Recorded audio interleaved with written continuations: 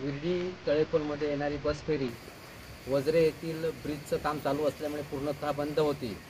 खरं तर पावसाळ्यापूर्वी हे ब्रिजचं काम पूर्ण होणं गरजेचं होतं, परंतु सार्वजनिक बांधकामच्या नियोजनशुद्ध कारभारामुळे 2 महिने अतोनात त्रास विर्डी व तळेकोल वजरे येथील ग्रामस्थांना प्रचंड हाल सहन करावे लागले। खरं तर आजपासून संपूर्ण महाराष्ट्रभर शैक्षणिक सत्र चालू झालेलं आहे, मात्र यांची जबाबदारी होती की आजपासून बस फेरी सुरू करण्याची, मात्र न केल्यामुळे मला ह्याची गंभीर दखल घ्यावी लागली। सार्वजनिक बांधकाम खात्याला मी तंबी दिली की आजच्या आज मला ह्या ठिकाणी वाहतुकी योग्य असल्याचं पत्र दिलं पाहिजे। तर पत्र घेऊन मी सार्वजनिक बांधकाम खात्याचं पत्र घेऊन सावंतवाडी डेपो मॅनेजरची भेट घेतली आणि त्यांना सांगितलं की आजपासून बस सुरू होणं गरजेचं आहे। आज मुलांचं शैक्षणिक नुकसान झालेलं आहे, उद्यापासून ते मी सहन करू शकत नाही।